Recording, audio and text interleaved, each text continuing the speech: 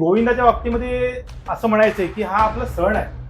तर हा सण साजरा करण्यासाठी आम्ही सगळेजण मैदानामध्ये उतरतो आणि या सणाला आता एक स्पर्धेचं रूप आलंय तर भांडूप मधला पहिला गोविंदा उत्कर्ष क्रीडा मंडळाचा.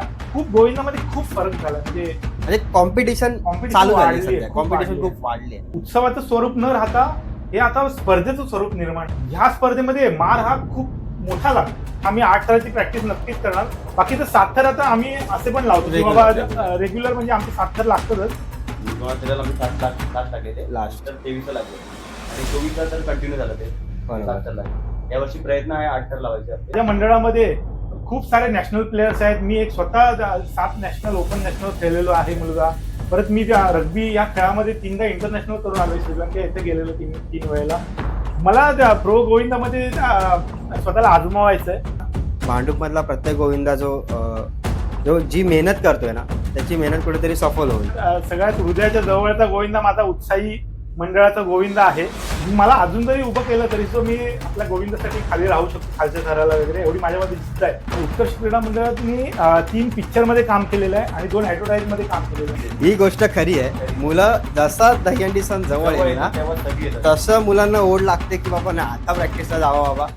नमस्कार मंडळी, सर्वांचं स्वागत आहे पुन्हा एकदा आपल्या युट्यूब चॅनलवरती, ओमकार ऑफिशियल युट्यूब चॅनलवरती. Welcome to blog. आणि आजचा ब्लॉग नाहीये तर आज आहे पॉडकास्टचा दुसरा भाग. आणि आजच्या दुसऱ्या भागामध्ये आपल्यासोबत आहेत भांडूपचा गोविंदा, जो आपण पॉडकास्ट सध्या करतो आहे दहीहंडीवरती. आणि आपल्यासोबत आहेत उत्कर्ष क्रीडा मंडळ आणि क्रीडा मंडळाचे कोच आहेत सचिन दादा, सोबत आहेत चिराग दादा. आणि आज या दोघांसोबत आपल्याला गप्पा गोष्टी मारायच्या दहीहंडीवरून. सर, तुमचं स्वागत आहे आपल्या पॉडकास्टमध्ये. कसं वाटतं भांडूपमध्ये भांडूपचा गोविंदा हे नाव ऐकून, असं पॉडकास्ट ऐकून कसं वाटतं तुम्हाला? काय नमस्कार, मी सचिन म्हस्कर, राष्ट्रीय खेळाडू कबड्डीचा आणि गोविंदाचा उत्कर्ष क्रीडा मंडळाचा प्रशिक्षक. तर ही संकल्पना तुमची खूप सुंदर आहे की ब्रॉडकास्ट म्हणजे आपण आपला गोविंदा म्हणा किंवा आपले प्लेयर्स भांडूपचे जास्तीत जास्त लोकांपर्यंत आपण पोहोचू शकतो. ही संकल्पना मला खूप आवडली तुमची. तर माझ्याकडनं तुम्हाला पहिल्यांदा शुभेच्छा की तुम्ही एवढी चांगली संकल्पना केली आहे. आणि गोविंदाच्या बाबतीमध्ये असं म्हणायचंय की हा आपला सण आहे. तर हा सण साजरा करण्यासाठी आम्ही सगळेजण मैदानामध्ये उतरतो आणि या सणाला आता एक स्पर्धेचं रूप आलंय त्या गोविंदाला, प्रो गोविंदामुळे वगैरे. तर खूप चांगलं वाटतंय की पहिल्याचा आमचा गोविंदा आणि आताचा खूप बरं वाटतंय. म्हणजे आता मला जाणून घ्यायचं आहे की तुमचं उत्कर्ष क्रीडा मंडळाचं स्थापना कधी झाली पहिल्यांदा? उत्कर्ष क्रीडा मंडळाची स्थापना ही कबड्डीसाठी झाली 1976 साली. 1976 ला. आणि आमच्या गोविंदाची स्थापना झाली 1990-91 मध्ये. तर भांडूप मधला पहिला गोविंदा उत्कर्ष क्रीडा मंडळाचा. आणि त्याच्यानंतर हे सगळे गोविंदे जे आपण आता बघतोय की जवळजवळ 300-350 गोविंदे आपल्या भांडूप मध्ये आहेत.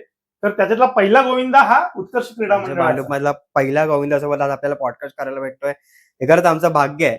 आणि आतापर्यंत 2025 पर्यंत कशी काय वाटचाल आहे तेव्हाचा गोविंदा आणि आताचा गोविंदा, त्याच्यामध्ये काय म्हणजे थोडं काय ना तरी 19-20 असणं, कारण की यंग जनरेशन आणि ओल्ड जनरेशन याच्यामध्ये काहीतरी थोडं 19-20 असेल.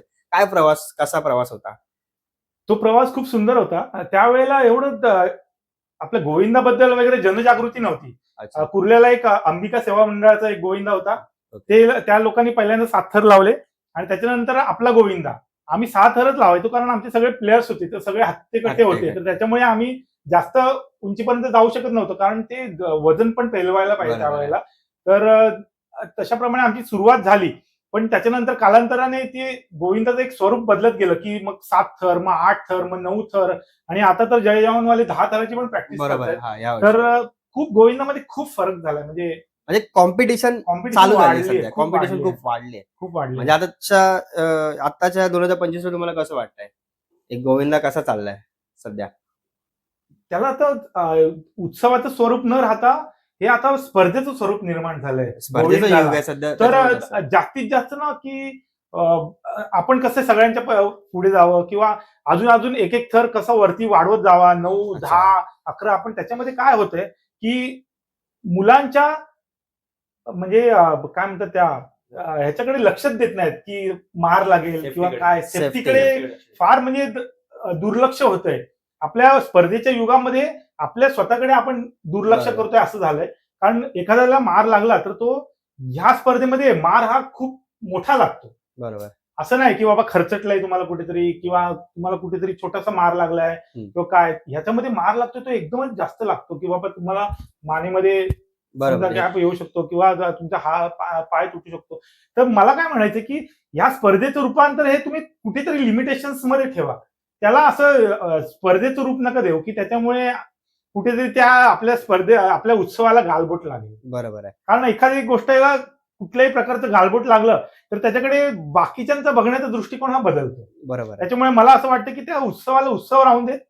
काही प्रमाणामध्ये ठीक आहे की बाबा कॉम्पिटिशन, पण ती ह्या पण लेवलला जाऊ नये की त्याच्यामुळे कोणाचं तरी नुकसान होईल. बरोबर आहे. आता 1990-91 ला तुम्ही बोलताय की तुमचा दहीहंडी आपला जो चालू झालेला आहे. तेव्हा किती थर होते? 6 थर होते. हा. आता म्हणजे हल्ली एक 3-4 वर्षाचं मला सांगू शकताय की किती थर लावताय उत्कर्ष? आमची प्रॅक्टिस ऍक्च्युली 8 थराची आहे. प्रॅक्टिस अच्छा. चालू आहे आमची. पण आमच्याकडे पण थोडंसं मुलांमध्ये मुलं फार कमी सध्या येत आहेत मुलं ह्याच्यामध्ये. ते तर ती जर मुलं आम्हाला जर अवेलेबल झाली तर आम्ही 8 थराची प्रॅक्टिस नक्कीच करणार.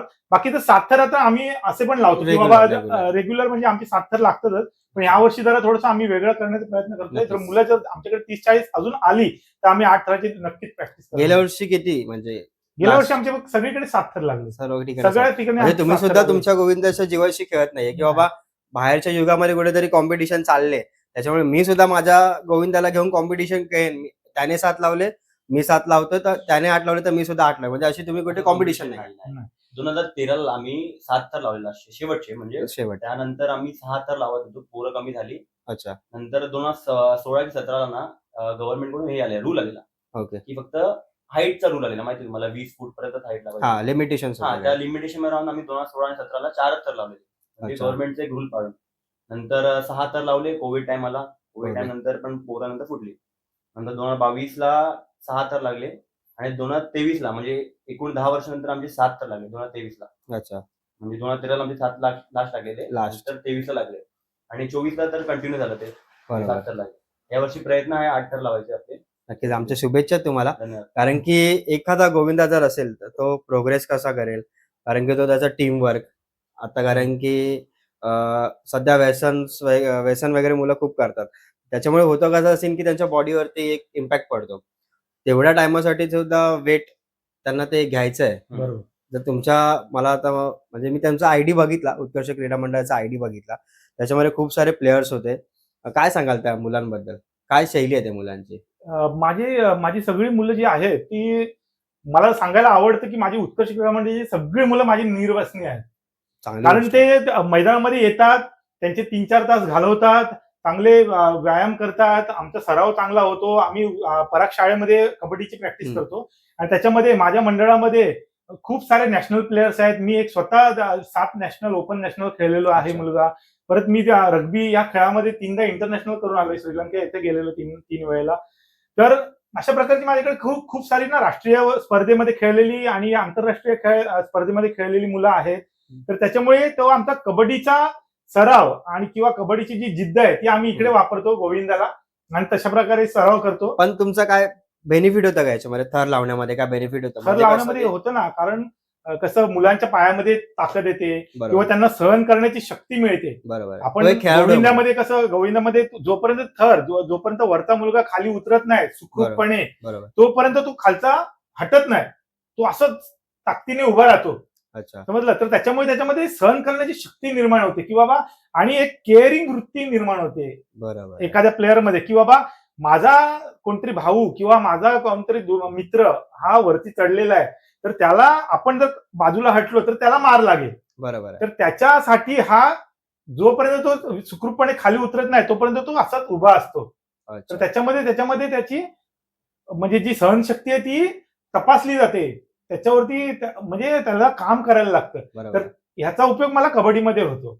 ओके. असं म्हणजे खेळाडूंचा एक उपयोग तुम्हाला गोविंदासाठी सुद्धा होतोय. आणि आतापर्यंत म्हणजे काय सेफ्टी असते जेव्हा प्रॅक्टिस चालू असते, 2 महिन्याची प्रॅक्टिस चालते, त्याच्यामध्ये काय सेफ्टी घेतली जाते मुलांची? माझी मुलं सगळी कबड्डी खेळाडू असल्यामुळे मला त्यांच्या सेफ्टीबद्दल फार जागरूक करायला लागतं. तर आपण प्रॅक्टिसला वगैरे कसं वरती माझ्या यशवंतांची सावंत शाळेमध्ये आम्ही प्रॅक्टिस करतो. तर तिकडे अशी वरती शेड आहे. अच्छा. त्याच्यामुळे आमचा पावसामुळे पण बचाव होतो. बरोबर पावसात आहे. म्हणजे पावसामध्ये आम्हाला प्रॅक्टिस करायला लागत नाही. आणि दुसरी गोष्ट म्हणजे वरती आम्ही एक हुक लावलेला आहे.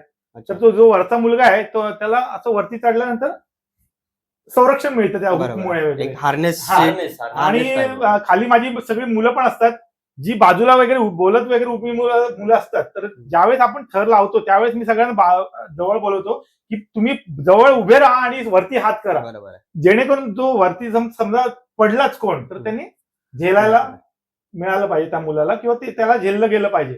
त्याच्यामुळे कोणीही बाजूला उभं राहायचं नाही. सगळ्यांनी गोविंदाचा जो आपला बरोबर थर सारखं. लागतो त्याच्या बाजूला उभं राहायचं आणि तेही हात वरती करून. किती मुलं आहेत आता आत्ताच्या कंडिशनला यावर्षी किती मुलं आहेत आपल्याकडे? यावर्षी माझ्याकडे जवळ 60-70 मुलं आहेत. तर माझ्याबरोबर ते चिराग आहे, माझी नवीन पिढी आहे आता. अच्छा. तर ही मुलं खूप सध्या मेहनत घेत आहेत. हा आहे आमचा तो चिकू आहे, परत समीर कावले आहेत, आमचा नितेश शिंदे आहे. नितेश शिंदे अच्छा. वगैरे हे लोक फार मेहनत घेत आहेत ऍक्च्युली. तर प्रवीण सावंत आहेत. तर ही मुलं सगळे वरती नेतील आमचं गोविंदा नक्कीच. उत्कृष्टता अजूनपर्यंत नाव करतील. एक नाव म्हणजे कुठलं तरी आपलं बोलतात ना, एक जनरेशन पुढे ते कॅरी फॉरवर्ड करतात. आणि आता पुढे गोल काय तुमचा, म्हणजे तुम्हाला काय अचीव करायचं टार्गेट? मला प्रो गोविंदामध्ये स्वतःला आजमावायचंय. माझा गोविंदा ज्या वेळेला प्रो मध्ये जाईल, हा. मला कॉम्पिटिशन कोणाशी करायचं नाहीये. पण मला कसं आहे की बघा, म्हणजे एखादा खेळाडू म्हणा किंवा एखादा कोणतरी मेहनत करतोय, सिंगर म्हणा किंवा एखादा नट म्हणा, तर त्याची एक अपेक्षा असते की आपल्याला पिक्चर मध्ये काम मिळावं किंवा बरोबर आहे. पिक्चरसाठी आपण गावं किंवा कुठलीही बरोबर ऍक्टिंग आहे. करावी. तसंच आमचं पण एक छोटंसं स्वप्न आहे की आपला गोविंदा सुद्धा ह्या प्रो गोविंदाच्या स्क्रीनवरती दिसला पाहिजे की बाबा यस, उत्कर्ष क्रीडा नक्कीच, मंडळाने पण नक्कीच. हे गोल, हा पण गोल अचीव्ह केला म्हणून. नक्कीच. आमच्या सुद्धा या तुमचे हे जे काही गोल आहेत ना, खरं याच्यासाठी आमच्याकडून तुम्हाला शुभेच्छा पुढच्या वाटचालीसाठी. आणि मला काय विचारायचं आहे की एक आदर्श गोविंदा कुठला आहे तुमच्यासाठी? मुंबईतला आदर्श गोविंदा कुठला आहे? मुंबईतले आदर्श गोविंद म्हणजे तसे तर भरपूर आहेत. आपले ताडवाडीवाले आहेत, माझगावचा. जे पहिल्यांदा त्यांनी सुरुवात केली बरोबर. बाबा 8 थर लावायची वगैरे किंवा 7 थर लावायची, ते सुंदर लावतात. जय जवानवाल्यांचा तर काय प्रश्नच नाही. ते लोक तर राजा आहेत, पूर्ण मुंबईचे राजा आहेत. परत ते आर्यन गोविंदा पथक आता आर्यन, खूप हा. सुंदर लावतायत. आणि आपल्या भांडूपचा आदर्श गोविंदा म्हटल्यानंतर साई कृपावाले आहेत. अच्छा. त्यांना मी नेहमी अप्रिशिएट करतो की बाबा यस, त्यांच्यामध्ये जी जिद्द आहे ती खरोखर म्हणजे वाखाणण्यासारखी आहे. त्याच्यानंतर विकेमवाले आहेत, बरोबर. समजलं. त्याच्यानंतर शिवनेरीवाल्यांनी आता शिवनेरीवाले, आपल्या yes. भांडूपचं नाव मोठं करतायत. भांडुपला आमच्या पहिला आणि गोविंदा त्यांची पथक जी ते जिद्द आहे प्रो मध्ये ती गेलंय. देखील वाखाणण्यासारखी आहे. नक्कीच. तर शिवनेरीवाल्यांना पण मी खूप शुभेच्छा देतो की त्यांनी प्रो कबड्डीमध्ये आपलं नाव केलं, प्रो भांडूपचं प्रो प्रो गोविंदामध्ये. तर मी त्यांना खरोखर शुभेच्छा देतो. आणि आपल्या साई कृपावाल्यांना पण मी शुभेच्छा देईन की ते लोक पण त्याच मार्गाने चाललेले आहेत. अच्छा. आमची सुद्धा तीच इच्छा आहे की म्हणजे प्रत्येक गोविंदा, भांडूप मधला प्रत्येक गोविंदा जो जी मेहनत करतोय ना, त्याची मेहनत कुठेतरी सफल होऊन दे. आता मला एक विचारायचं आहे की सर, तुम्ही एक कोच आहात, तर तुम्ही खेळाडू सुद्धा आहात. त्याचप्रमाणे इतर गोविंदांना जाऊन सुद्धा तुम्ही अशी ट्रेनिंग वगैरे दिलेली आहे का याच्या आधी? हो, माझा सगळ्यात आवडता म्हणजे गोविंदा, कुठला घडवलेला गोविंदा, एक थर तुम्ही कुठला घडवलाय का? माझ्या सगळ्यात आवडता गोविंदा जो माझ्या फार म्हणजे असं जीवाच्या जवळ आहे, म्हणतात ना की हृदयाच्या जवळ एखादी गोष्ट असते, अच्छा. तो माझ्या सगळ्यात हृदयाच्या जवळचा गोविंदा माझा उत्साही मंडळाचा गोविंदा आहे, की ज्याचं बीज आम्ही रोवलं. अच्छा. विकास पाटील आहेत किंवा तो रणजित आहे, त्याच्यानंतर शिवाजी आहे, तो आमचा प्रदीप म्हणून आहे. तर हे सगळेजण त्यावेळेला फार नवीन होते. म्हणजे हे मी बाकीचे अजून नावं तुम्हाला नंतर सांगेन, पण हे सगळेजण मिळून ना आम्ही बीज रोवलं त्या गोविंदाचं. त्या माझ्या महाकाली आईच्या मंदिराच्या समोर आम्ही तिकडे प्रॅक्टिस करायचो आणि मी त्यांचा पहिला कोच मी, अच्छा. उत्साही क्रीडा मंडळाचा, उत्साही मित्रमंडळाचा कोच मी. तर ते आम्ही रचले. त्याच्यानंतर आम्ही त्यावेळेला 6 थर लावायचो. पण त्यांची जिद्द नंतर अशी झाली की त्यांनी सेकंड इयरला 7 थर लावून दाखवले. कारण त्या मुलांमध्ये ना एक वेगळी ना काहीतरी एक जिद्द आहे, एनर्जी आहे. एनर्जी आहे, एक जिद्द आहे. आणि ती आई आहे, ती अक्षरशः त्यांना ना ती जिद्द ना अशी देते. बरोबर. आणि ते दिसतं त्यांच्यामध्ये की आई त्यांना ना अशी ना खूप पॉवर देते म्हणून. आणि त्या पॉवरवरती ते लोक 7 थर आता कंटिन्युअसली 7 थर लावतात. सात तर आणि त्यांचे कंटिन्यू. उत्साहीने भांडूपमध्ये बिना शिडीचे 6 थर लावले. बिना शिडीचे बिना 6. शिडीचे बिना 6 शिडीचे जसं की 6 आपण थर लावले. स्पेनची टेक्निक हा, हा, बघतो हा, हा. ती त्या टेक्निक मध्ये उत्साहीने 6 थर लावले हो, जातात. आणि आता त्यांचा चांगला उपक्रम पण चालू आहे की ते व्यसनमुक्तीकडे नशामुक्ती, त्यांनी नक्कीच, नशामुक्तीचं ते खूप जनजागृती करतायत बरोबर आहे. भांडूपमध्ये. तर तो त्यांचा एक उपक्रम खूप खरंच. वाखाणण्यासारखा आहे. उत्साहीबद्दल बोलू तेवढं खूप कमीच हा. आहे. मला विचारायचं आहे की सर आता तुमचा स्वतःचा एक खेळाडू ते कोच हा प्रवास कसा आहे, म्हणजे कसं वाटतं? चांगलं वाटतंय मला सुद्धा. मला अजून जरी उभं केलं तरी सुद्धा मी आपल्या गोविंदासाठी खाली राहू शकतो, खालच्या थराला वगैरे, एवढी माझ्यामध्ये जिद्द आहे. पण कसं आहे, बाजूनी पण तुम्हाला ना बघत राहायला लागतं की बाबा बरोबर लागलेत का थर, यांनी बाय बरोबर दिलाय का.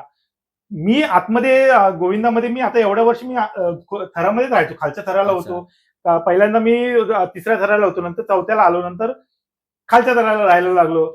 आणि आता मी कोचचं काम करतो. पण त्याच्यामुळे मला ना एक माहिती झालंय की कोण कुठे चुकू शकतं, बरोबर. कोण चुकीचा पाय देऊ शकतो, किंवा कोणाचा हात जर चुकीचा राहिला तरी सुद्धा तो अच्छा. प्रॉब्लेम होऊ शकतो. तर मला हे माहिती पडू शकतं की बाबा ह्याला कसं उभं करायचं, त्याला कसं उभं करायचं. त्याच्यामुळे मी आता खेळाडूच्या एका कॅरेक्टर मधनं मी आता कोचच्या कॅरेक्टर मध्ये आलोय. त्याचा सुद्धा माझ्या मंडळाला फायदा होईल याची मी देवाकडे अपेक्षा करतो की नक्कीच, बाबा नक्कीच. माझ्या एक्सपिरियन्सचा माझ्या मंडळाला फायदा होईल. नाही, फायदा प्रत्येकाला होत असतो, पण एक समजा गोविंदा पथक आहे आणि त्या नवीन असेल तर त्याला तुमच्याकडून एक कोच म्हणून आणि एक खेळाडू म्हणून जर एक उत्तमरित्या थर त्यांना साकारायचा असेल, 7 थर असेल, 8 थर असेल, तर तुम्ही त्यांना काय एक संकल्पना देऊ शकता किंवा काय गायडन्स देऊ शकता? बघा, जशा प्रकारे ना तुम्हाला एखादी गाडी चालवायला, 4 व्हीलर चालवायला ट्रेनिंग सेंटरमध्ये जावं लागतं, बरोबर.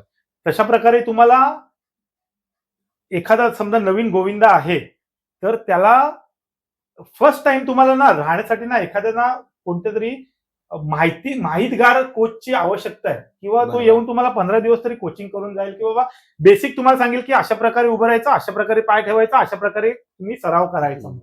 समजलं? तर त्याच्यामुळे ती फार गरजेची आहे. कारण काय माहिती, आजकाल कुठल्याही गल्लीमधले 10 पोरं येतात म्हणजे चला आपण बरोबर. गोविंद लावूया, पण त्याच्यामध्ये काय होतं की त्यांना मार लागण्याची खूप शक्यता असते. आपण बघतो खूप लहान लहान मुलं पण आजकाल गोविंदा काढतात. नक्कीच 4 तर त्यांना मी सांगू इच्छितो की तुम्ही 10 दिवस तरी कोणाकडनं तरी ट्रेनिंग द्या, आणि त्याच्यानंतर तुम्ही तुमचा गोविंदा हे करा, काढा म्हणून, किंवा बरोबर. जे पण काय ते सराव करा. तर मला एक विचारायचं आहे की आता जी मुलं आपल्याकडे येतात दहीहंडीसाठी प्रॅक्टिससाठी, तर त्यांच्यासाठी उत्कर्ष क्रीडा मंडळ काय फॅसिलिटी काय अवेलेबल करून देतं? बघा, आपला गोविंदा आहे तर त्याच्यामध्ये जास्त करून कबड्डीची वगैरे मुलं येतात. बरोबर. तर जी कबड्डी खेळतात मुलं त्यांच्यासाठी सुद्धा, आणि जी माझ्याकडे गोविंदासाठी स्पेशली येतात मुलं की ज्यांना आवड आहे गोविंदाची वगैरे, ते आपल्याकडे येतात. तर त्यांच्यासाठी आपण जिम फ्री केलेली आहे, की बाबा ते लोक जाऊन आपल्या जिम मध्ये वगैरे व्यायाम करू शकतात त्या कालावधीमध्ये. हा, त्या कालावधीमध्ये जे पण नाही, त्या कालावधीमध्ये नाही, पूर्ण वर्षभर आपल्या जिम मध्ये ते जिम करू शकतात, व्यायाम करू शकतात, स्वतःला फिट राहू शकतात. किंवा त्यांना जर वाटलं की बाबा आपण कबड्डी खेळावं तर ते येऊन आपल्याकडे सराव पण करू शकतात. किंवा जर त्यांना वाटलं की आपण फक्त फिटनेस करायचं आहे तर ते संध्याकाळी येऊन आपल्या मंडळामध्ये म्हणजे पराग शाळेमध्ये येऊन आपण फिटनेस पण करू शकतात आपल्या मंडळामध्ये. म्हणजे एक वर्षभरातला एक सण दहीहंडी उत्सव, त्याच्यासाठी फक्त 2 महिने एक सराव चालतो, म्हणजे प्रॅक्टिस चालते. त्या प्रॅक्टिसचा एवढा फायदा त्या मुलांना वर्षभर भेटतो. वर्षभर अजून काय आहे म्हणजे उत्कर्ष क्रीडा मंडळ अजून बाहेर कुठे काय असं झळकलंय? आपलं उत्कर्ष क्रीडा मंडळाने 3 पिक्चर मध्ये काम केलेलं आहे आणि 2 ऍडव्हर्टाईज मध्ये काम केलेलं आहे. कुठल्या पिक्चर होते? एक अग्निपथ आहे, एक तेरा घर ये मेरा घर आहे. त्याच्यानंतर एक मला वाटतं काहीतरी फेमिकॉलची ऍड होती, तर त्याच्यामध्ये सुद्धा आपल्या मंडळाने काम केलेलं आहे. आपल्या मंडळाचा गोविंदा गेलेला आहे आणि तो हैदराबादला झालेली ती शूटिंग, ये तेरा घर ये मेरा घरची. त्याच्यामध्ये सुनील शेट्टी होतं त्याच्यामध्ये. हा, तर सुनील शेट्टी चढलेला आमच्या गोविंदावरती. तर त्यावेळेला खूप मुलांनी मजा केली, एकदम हैदराबादला वगैरे गेलेले सगळेजण खूप मजा केली त्यावर. ओके. आता हे जे आता 2 महिन्याची प्रॅक्टिस चालू आहे आपली, आता कसे चालले प्रॅक्टिस, म्हणजे मुलांची प्रॅक्टिसचा काय आहे? मी तुझ्याकडून मला जाणून घ्यायचं की मुलं आता यंग जनरेशनची मुलं आहेत, कारण की मुलांचं कसं असतं काय काय आता मी बघतो की मुलं येतात जस्ट टाइमपास चालतो, वेळेचं मग होतं 19-20 कुठेतरी, मग पटापट प्रॅक्टिस नाही, टाइमपास होतो. काय वाटतं की मुलांनी पटापट प्रॅक्टिस करून एक काय केलं पाहिजे? स्टार्टिंगला तर प्रॅक्टिस जेव्हा चालू होती आपली 2 महिने प्रॅक्टिस असते बरोबर, तर 1 महिना तर पोरं येत नाही, हे सांगतो तुला. नक्की नक्कीच येत ही नाही. गोष्ट खरी आहे. मुलं जसा दहीहंडी सण जवळ येईल ना तेव्हा सगळी येतात. तसं मुलांना ओढ लागते की बाबा ना आता प्रॅक्टिसला जावं बाबा, मग तेव्हा ते त्यांची जाऊन जागा सेट वगैरे करणार. मी ज्यांना बघितलं ना 1 महिना ते प्रॅक्टिसला लागते 10 दिवस. लास्टचे 10 दिवस. हा, लास्टचे 10 दिवस तर खूप पोरं असतात. अच्छा. आणि आता नवीन सुरुवात केली आहे मंडळाने की 1 महिन्यानंतर नाश्ता रोज चालू होतो. रोज नाश्ता. हा. तर खूप पोरं नाश्त्यासाठी पण येतात पोरं. खरं ही गोष्ट खरी आहे. आणि सगळ्यांना आवड असते की उत्कर्षची किट घालावी. नाही, प्रत्येकाला ही आवड असते की प्रत्येक स्वतःचा जे हक्काचं गोविंदा पथक आहे ना, त्याचे किट घालून एक स्वतःच मिरवण्याचा ना आनंद वेगळा आहे. वेगळा. आनंद वेगळा आहे. ते टी शर्ट बरोबर. फक्त एका दिवसासाठी असते. हा. पण त्यांना म्हणजे येतात, म्हणजे टी शर्ट साठी येतात, फक्त एका टी शर्ट साठी लोक येतात. अच्छा. आणि हंडीच्या दिवशी बोलशील तर आमच्याकडे 150 ते 200 पोरं असतात. आणि प्रॅक्टिस सरावला स्टार्टिंगला तू 1 महिना बघशील तर फक्त 50-60 पोरं असणार. डबल होतात ते. डबल होतात, डबल डबल टेबल होतात. तर टी शर्ट संपतात ऍक्च्युली, हे सांगतो. हंड्या दिवशी एवढी पोरं येतात ना की टी शर्ट संपतात. स्टार्टिंगला प्रॅक्टिसला कोण येत नाही एवढं, पण नंतर 1 महिना प्रॅक्टिस दहीहंडी आले की मुलं प्रॅक्टिसला सुरू होणार. चालू होते. पण आता यांच्याबद्दल सांगायचं काय माहितीये हा. की माझी जी आता ही पिढी आहे ना, की जी हा. माझ्याकडे आता सध्या आहेत ना, ती एवढी मुलं जिद्दी आहेत ना की 50 मुलांमध्ये पण ते लोक 6 थर लावतात. 50 मुलांमध्ये 50 मुलांमध्ये पण 6 थर लावतात. एवढी माझी ही मुलं जिद्दीची आहेत. आणि त्याच्यानंतर जी माझ्याकडे नंतर 30-40 मुलं येतात, जी शेवटच्या 10 दिवसामध्ये येतात, तर त्यावेळेला आम्ही मग 7वा थर उभा करतो. अच्छा. प्रॅक्टिसला जास्त रिस्क घेत नाही आम्ही लोक. पण ही मुलं त्या जिद्दीने ना 6 थर पण उभे करतात, जागेवरती उभे करतात माझे 6 थर. तर त्याच्यामुळे आता जी पिढी आहे माझी, ती खूप, म्हणजे मला गर्व वाटतो त्या लोकांचा की नक्कीच. आमच्या पण पुढे ते एक पाऊल जवळजवळ पुढे आहे. नवीन पिढीबद्दल सांगायला गेलं तर उत्कर्षने कधी प्रॅक्टिसला 7 थर लावले नव्हते आतापर्यंत. दादाला माहिती असेल हो. जुन्या काळात कधी हो. नव्हते लावले. आणि ही नवीन पिढी आली 2023ला, आम्ही सगळ्यात पहिले 7 थर सराव लावलेले. 2 वर्षापूर्वी. हा, 2 वर्षापूर्वी. कारण की उत्कर्षने फक्त हंडीच्या दिवशी 7 थर लावलेले. अच्छा. म्हणजे हे तर रेकॉर्ड होता. पण ही नवीन पोरं सगळी आली, सगळी पोरं म्हणजे मोटिवेटेड होती. तर 2023ला आम्ही सरावालाच 7 थर लावलेले. हे अच्छा. नवीन काहीतरी होतं, मंडळाने नवीन केलं. आता सराव ते आलोच आहोत, तर सराव शिबिर असतात आपल्याकडे. आपल्या भांडूपमध्ये सुद्धा असतात, भांडूपच्या बाहेर असतात. तर उत्कर्ष कुठे कुठे जातो, म्हणजे भांडूपमध्ये या भांडूपच्या बाहेर सुद्धा? सराव शिबिरला पहिली उत्कर्ष जायची नाही कुठेच नाही. नाही, दादांना माहिती आहे त्याचं. जायची नाही. आता 2023 आणि 24ला आम्ही गेलोय. आता गेल्या वर्षी आम्ही कोकणनगरचा राजा जेव्हा आगमन झालं, तेव्हा पण आम्ही 7 थर सलामी दिलेली. आणि उत्कर्ष नगरचा ओंकारेश्वर होता, अच्छा. तिकडे पण आम्ही 7 थर, म्हणजे बाप्पाच्या आगमनाला सुद्धा. गेल्या वर्षी आम्ही 7 थर लावलेले, म्हणजे आगमनातून. पण सराव शिबिरामध्ये पार्टिसिपेट करता की नाही? हा, आता लास्टचे 2 वर्ष आले, 2 वर्ष आले की आम्ही चालू केलं सराव शिबिर. पण तिथे काय एक्सपिरियन्स असतो, म्हणजे कारण की तिथे सेकंदाचा गेम असतो, टायमिंग वरती गेम आहे. तर तिथे काय, म्हणजे तिकडे आम्ही कॉम्पिटिशन नाही करत. पहिली गोष्ट खरं नाही कॉम्पिटिशन नाही करत. फक्त 7 थर आपले कसे लागतायत आणि कसे उतरतायत हेच आम्ही बघतो. याच्यावर फक्त फोकस असतो. ऍक्च्युली आम्ही जायचो नाही, का नाही जायचो की म्हणजे आपण कसं, आता समजा एखाद्या ठिकाणी सराव शिबिर आहे, तर तिकडे गेल्यानंतर ना मुलं ना 2 तास तर बघतच असतात की अरे वा, चांगलं थर लागतं, चांगले थर लागतं. त्याच्यानंतर आपला नंबर आल्यानंतर आपण लावणार एकदा फक्त सराव शिबिराला. पण त्या वेळेमध्ये माझी इकडे ना जवळजवळ 10 वेळा प्रॅक्टिस व्हायची. बरोबर आहे. तर त्याच्यामुळे तो वेळ कुठेतरी आम्ही ना वाचवण्यासाठी आणि जास्तीत जास्त सराव मुलांना मिळण्यासाठी आपण जायचो नाही, किंवा आपण ग्राउंडवरती प्रॅक्टिस करूया, आपण तिकडे नको जाऊया. कारण ती मुलं ना शेवटच्या दिवशी 1-2-4 दिवस आलेली असतात. तर त्याच्यामुळे मी जास्तीत जास्त प्रॅक्टिस घेण्याचा प्रयत्न करायचो. त्याच्यामुळे आम्ही शिबिराला नाही जायचो. पण आता काय होतं, माझ्याकडे मुलं ही जी आता नवीन जी आहेत, मुलं मी बोललो किंवा खूप जिद्दी आहेत, तर ती मुलं पहिलेच येतात, किंवा 15-20 दिवस किंवा महिनाभर अगोदर येतात सगळेजण. तर त्याच्यामुळे माझ्या जागेवरती 7 थर लागतात. म्हणून मी आता आम्ही जायला लागलो की बाबा ठीक आहे चला. आता मला एक विचारायचं की आता आलोच आहोत आपण त्या पॉइंटवरती, तर दहीहंडी म्हणजे हा जो थर आहे, गोविंद आहे, याच्याकडे उत्कर्ष क्रीडा मंडळ एक थर म्हणून बघताय, एक गोविंदा सणाच्या दिवशी आपण जे सेलिब्रेशन करतो, एक आपला उत्सव आहे म्हणून बघताय, की एक खेळ म्हणून बघताय त्या गोष्टीकडे तुम्ही?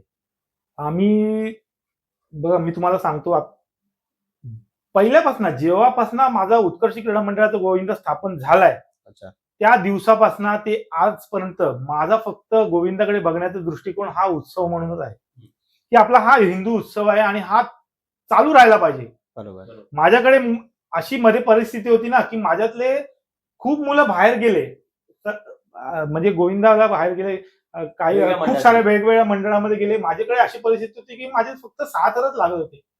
पण त्याही वर्षी, याला चिरागला पण माहिती आहे की त्याही वर्षी आम्ही फक्त बाहेर पडलो की नाही, आमचा सण किंवा उत्सव हा साजरा झाला पाहिजे आणि माझ्या मुलांना त्याचा आनंद मिळाला पाहिजे उत्सवाचा, म्हणून आम्ही ना निव्वळ 6 थर घेऊन आम्ही बाहेर पडलो आणि तेवढ्याच उत्साहाने आणि तेवढ्याच जिद्दीने ते 6 थर लावले आणि खूप मजा करून परत आलो. नक्की. म्हणजे तुम्ही तुमचा आपला एक सण तुम्ही एन्जॉय केलात. कबड्डी आपला एक म्हणजे मेन गेम आहे, आपला मेन स्पोर्ट आहे अच्छा. उत्कर्षाचा. तर आणि आपली हंडी जी आहे ती उत्सव म्हणून पण साजरा करतो. अच्छा. हा. आता या उत्सवाच्या दरम्यान ना, ज्या दिवशी आपला गोविंदा बाहेर जातो, त्या दिवशी तुम्हाला काय वाटतं, की म्हणजे कसं असतं सेलिब्रेशन उत्कर्षाचं? सेलिब्रेशन तर खूप असतं, कारण ना बघा आता ही जी मुलं आहेत ना सगळी, म्हणजे आता ते लोकांना त्यांच्या आपण बोलतो ना जवानीच्या पीक पिरियड मध्ये आहेत आता Period मध्ये, सध्या. हा. तर त्यांचं रक्त असं सळसळत असतं की बाबा नाही आपण बाईक फास्ट चालवायची किंवा आपण कशाही प्रकारचे कट मारून जायचं, किंवा समजा मुली दिसल्या की त्याच्यात म्हणजे समजलं ना, एक मुलांची टेंडन्सी असते की ती गोष्ट, तर ती गोष्ट मी अवॉइड करतो. माझ्याकडे तुम्हाला यायचं असेल तर शिस्तीमध्ये राहायचं, हा. या गोष्टी मला चालणार नाहीत. अच्छा. किंवा समजा आपलं थर लागतायत तर कोणाच्या तरी तोंडामध्ये मावा आहे किंवा कोणतरी दारू पिऊन आलाय किंवा कोणतरी आपण जाताना सिगरेट पितोय, माझ्या उत्कर्ष क्रीडा मंडळाची बॉडी घालून कोणतरी सिगरेट पितोय किंवा कोणतरी मावा खातोय, कोणतरी गुटखा खातोय, कोणतरी दारू पिऊन आलाय, माझ्या उत्कर्ष क्रीडा मंडळाची बॉडी घातल्यानंतर ह्या गोष्टीला बिलकुल परवानगी नाही माझ्याकडे. माझा कुठलाही मुलगा हा टपरीवरती नाही दिसला पाहिजे, कुठलाही मुलगा माझ्या स्क्वॉड मध्ये दारू पिऊन नाही आला पाहिजे, माझ्या कुठल्याही स्क्वॉड मधल्या मुलांनी कुठल्याही मुलीची छेड नाही काढली पाहिजे. ही शिस्त मी पहिले आहे. आणि कुठल्याही मुलांनी बाईकचं तुझ्या जीवाशी खेळशील अशा प्रकारचं स्टंट नाही केलं पाहिजे, हे मी त्यांना बजावून सांगतो. जर तुम्हाला यायचं असेल, या सगळ्या गोष्टी जर तुम्हाला मान्य असेल तर तुम्ही या, नाही आलात तरी सुद्धा चालेल. नक्कीच. म्हणजे तुम्ही शिस्तीचं तुमची पालन काळजी घ्या, करणारं बस बाकी काही नाही. मला म्हणायचं शिस्तीचं पालन करणारं गोविंदाबद्दल बोलावं लागेल. डिसिप्लिन. डिसिप्लिन खूप तुम्ही पाहता. दहंडीच्या दिवशी किती थर लागतात आपले बाहेर? गेल्या वर्षी 7 थर लागले आपले आणि पण ते लावलेच किती वेळा म्हणजे 7 वेळा लागतात? 7 थर लावले गेल्या वर्षी आणि ते अच्छा. उतरवले पण, म्हणजे काही कुठे पडलो वगैरे नाही. पडलो नाही. नाही नाही, उतरले सगळे प्रॉपर घरी आले सेफली एकदम. अच्छा. हा. दहंडीच्या दिवशी काय वाटतं, म्हणजे जेव्हा आपण बाहेर जातो, हम्म. कधी अशी पार्सलिटी, हा मुद्दा मी पण घेतो, कारण की मी सुद्धा दहंडीच्या दिवशी अनुभवलेला आहे. हा. 8 थर 9 थर यांना पहिलं प्राधान्य असतं, त्याच्यानंतर 6 थर 7 थर असे एका कोपऱ्या कुठेतरी वेटिंग करत असतात. तर तुम्हाला काय वाटतं त्या मुद्द्याबद्दल? तुमच्यासोबत असं झालंय का कधी? आमच्या बरोबर तर नेहमीच होतं, कारण आम्ही 7 थर लावणारी माणसं आहेत, तर बरोबर. त्याच्यामुळे आमचा नंबर एकदम पाठी असतो. अच्छा. तर जे लोक येतात 9 थर 10 थर लावणारे वगैरे येतात, तर एक त्यांना celebrity पहिल्यांदा असतात. पटकन त्यांना जसे आले ते लोक त्यांचे म्हणजे ऐकलं की बाबा भरती केले त्यांचे कोण म्हणजे जे हे आहेत त्यांचे कॉर्डिनेटर आहेत, ते वरती गेले की लगेच त्यांना प्राधान्य देतात की जा तुम्ही लावा. आणि मग त्यांचं लावेस तोपर्यंत त्यांनी जवळ 5-6 वेळा पडले तरी सुद्धा माझ्या समोर आहे ही गोष्ट, की बाबा ते लोक 7-8 वेळा पडतायत तरी सुद्धा त्यांना परत नाही त्यांना अजून एक चान्स द्या, अजून एक चान्स द्या, अजून एक चान्स द्या.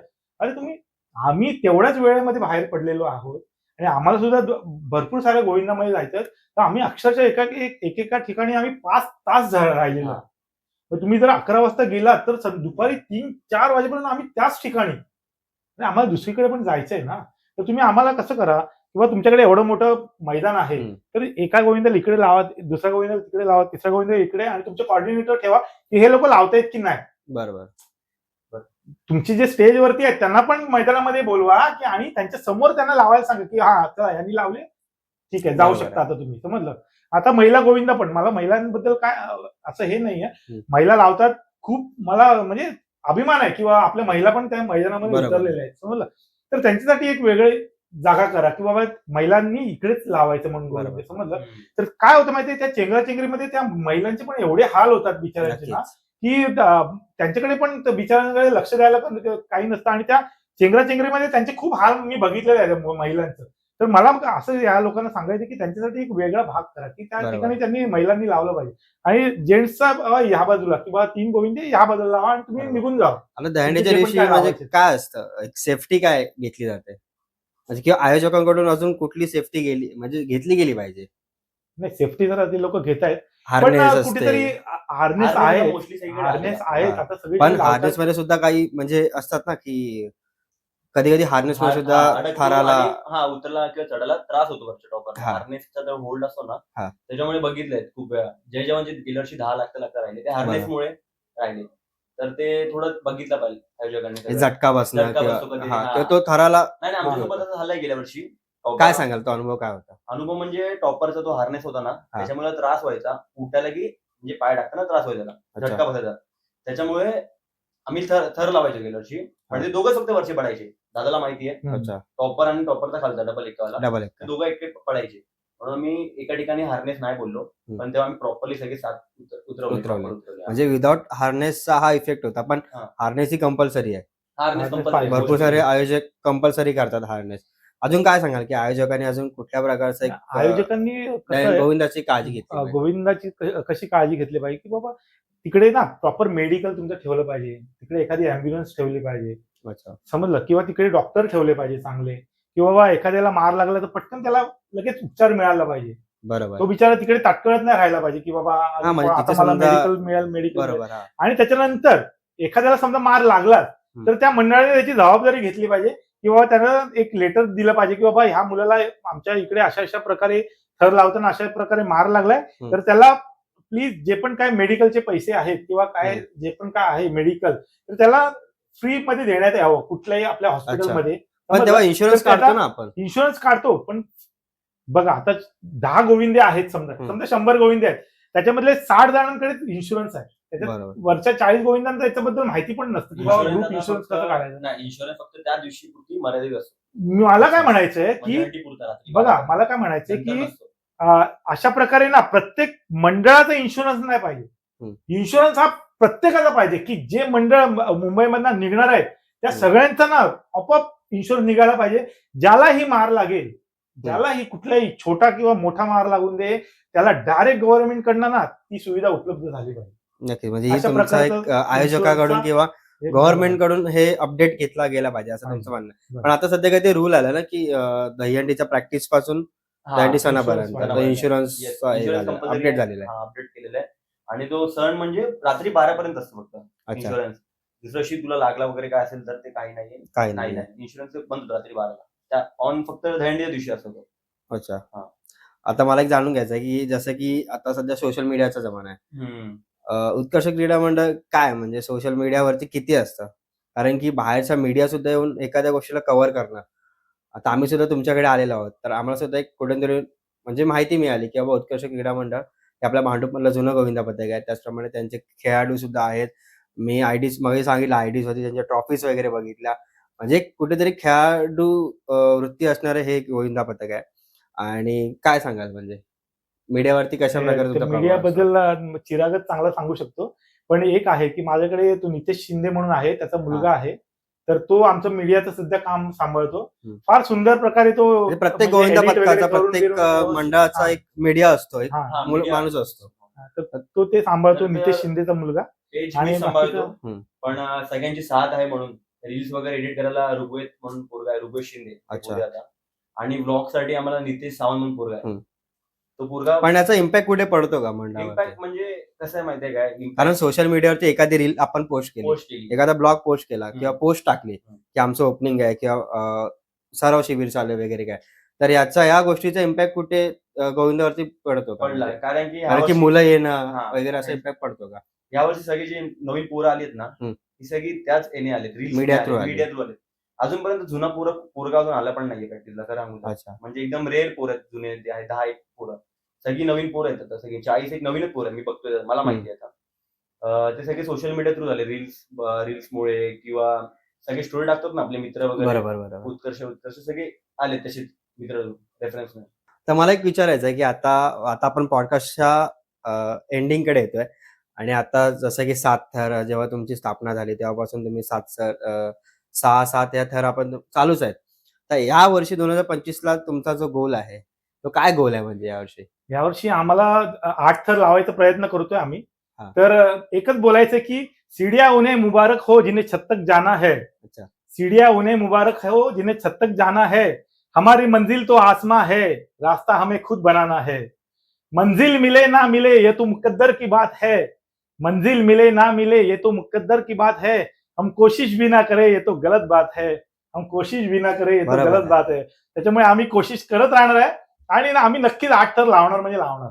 नक्कीच आमच्याकडून तुम्हाला शुभेच्छा आहेत. म्हणजे एक प्रयत्नार्थी परमेश्वर. 2011ला सगळ्यात पहिले 8 थर उत्कर्ष ट्राय करत होते.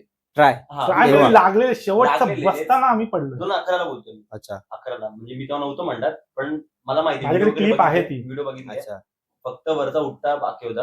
आता ते 8 लागले असते तर भांडूप मध्ये पहिले आपल्या, असते. दत्त तेव्हाच्या. दळवींच्या इकडे आम्ही लावतो हा, होतो. विक्रोळीला. विक्रोळीला. 2011 हा. म्हणजे तेव्हाचा तुमचा असलेला प्रयत्न 2011चा आता 2025 चालू आहे, म्हणजे इतक्या वर्षानंतर तुम्ही पुन्हा एकदा तुमचं एक टार्गेट तुम्ही सोडलं नाहीये की आम्हाला ते अचीव्ह करायचंच आहे. खरंच आमच्याकडून तुम्हाला या तुमच्या पुढच्या वाटचालीसाठी माझ्या या युट्यूब चॅनल कडून आणि माझ्या संपूर्ण टीम कडून तुम्हाला खूप साऱ्या शुभेच्छा आहेत. Sir thank you so much. दादा थँक्यू सो मच. तुमचा एक वेळ आम्हाला दिला त्या पॉडकास्टसाठी, कारण की आम्हाला सुद्धा जाणून घ्यायचं की भांडूपच्या हे आपले गोविंदा बदके आहेत त्यांच्या मनामध्ये किंवा त्यांचं काही जुने पास्ट आहेत जे लोकांसमोर आणायचे आहेत आम्हाला, की ते काय कुठल्या प्रकारे त्यांच्या हिस्ट्रीज आहेत, त्यांनी काय काय रेकॉर्ड्स केलेले आहेत. जसं की आता उत्कर्षने सांगितलं की तुम्ही टीव्ही सेलिब्रिटीज मध्ये सुद्धा तुम्ही प्रेझेंट केलेलं आहे. एक खेळाडू वृत्ती असणारं हे गोविंदा पथक, म्हणजे असे काही जे म्हणजे आहेत ना नवीन नवीन क्रिएटिव्हिटी, हे आम्हाला तुमच्या समोर आणायचे. त्याच्यामुळे मंडळी थँक्यू सो मच उत्कर्ष क्रीडा मंडळाचे. थँक्यू. भेटू पुढच्या पॉडकास्टमध्ये पुन्हा एकदा नवीन स्वरूपामध्ये. तोपर्यंत धन्यवाद.